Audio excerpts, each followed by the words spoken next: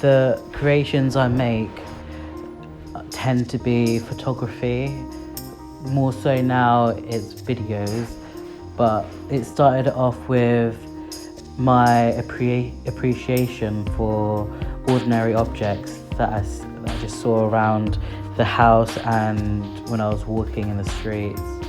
Mainly the architecture, the texture and the shapes, the forms of it really appealed to me.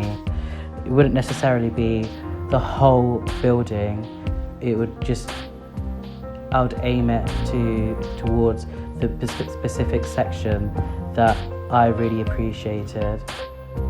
This led me to looking into wildlife as well. So I tend to go to walks, and in those walks I would always have my phone out and take pictures of things that I liked. Shadows from trees, the texture of different trees as well, which I find quite fascinating.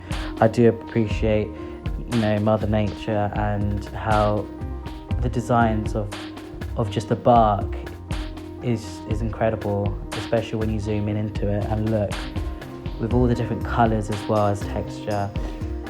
And that led me to thinking about doing films, and I started doing snippets. It could be from 3 seconds to a minute long.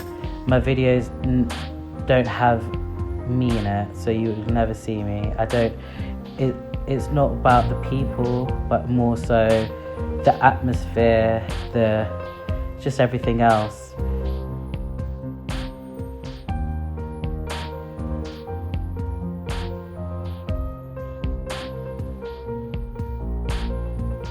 Our climate is changing. Our climate is changing in drastic ways that seem out of our control, beyond human control. But that's the issue. Humans are in control, we're just not doing enough. What are we waiting for? Are we waiting for our own physical houses to burn down, or are we happy to watch it happen on TV screens?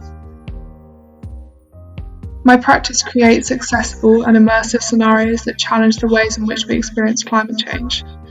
I want to make situations that viewers physically have to participate in or be surrounded by.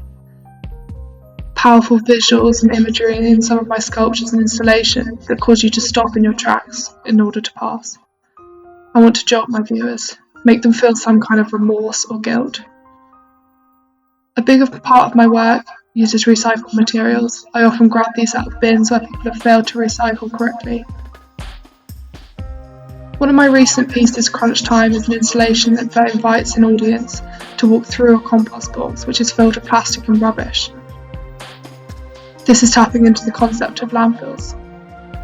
Bury the shit we don't want to see, put it in the bins. The bins are taken away and that's dealt with, right? Never to be seen again. This is why we as a human race are not changing our ways quick enough. Our issues are being dealt with for us, but most definitely not in the correct way. Tiniest site has given me a group of like-minded individuals to help me present and develop my ideas, even collaborating on a photographic series with one of the other members to invert the landscapes of a dump. We are anonymous because you don't need to know us. We're not important. It's our work that deserves to be known.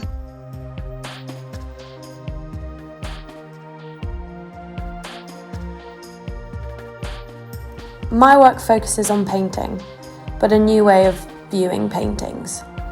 I create inverted images through paint that have been inverted on Photoshop.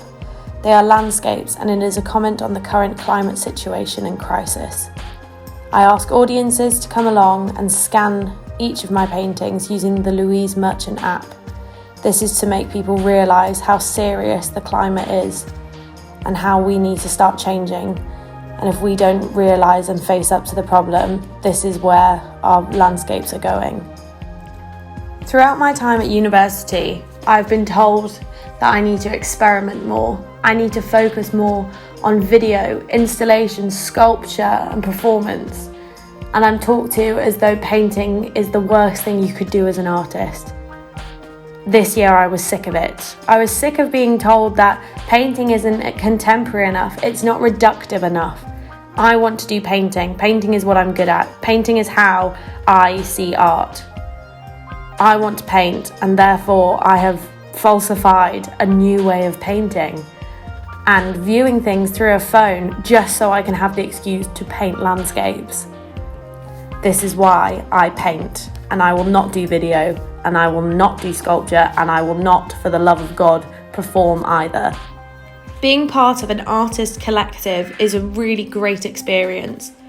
It has allowed me to see how other people work, to see how other people's practices have developed, and having this anonymous space for us to create art and not it being about us as people, but rather just about our artworks and what the message is behind them, means I have thoroughly enjoyed being part of Tiniest Collective.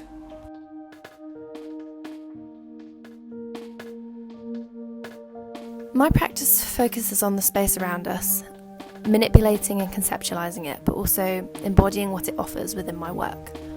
I believe that our surroundings tend to have quite a significant effect on who we are and how we live and interact in an environment, and its effect on our emotions.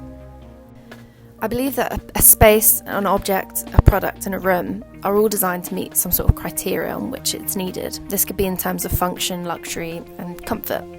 For me, it's about making a space personal and conceptual, fitting it to your life and how you are as a person emotionally. Spaces, and the ideal space made differently for each individual. I've started using psychological research, and I've gathered data through a questionnaire and experiment. I've used several participants to explore their routines before they go to bed, and whether or not their routines affect their quality of sleep, which ultimately can affect their mood. I asked the participants to visualise what they thought to be their general routine before bed, and then to draw it as if it were a map. Then comparing it to a second drawing I asked them to do of an actual reference of one of their nightly routines.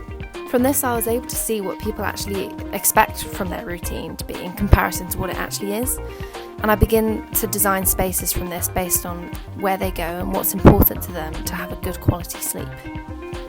It was really interesting because after doing the experiment, I found that my participants began to be quite conscious of where they would go and what they would do before they went to bed, and how they were really seeing that some things they didn't really need to do to have a good night's sleep, whereas other things they really relied on.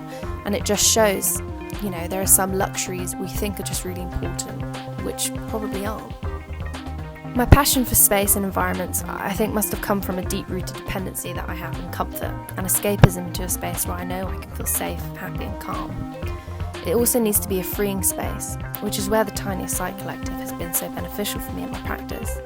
It's allowed me to be vocal and make a change on how I see my art space, which ironically enough was never really a comfortable environment for me. It had limited supplies and space, and a lack of personal connection with those around me from who I'm meant to seek support. My work's often suffered because of this in the past, and the ideas have always been with me and in my notebooks, but I've always found it hard to fulfil this in a physical sense, partly due to not feeling settled.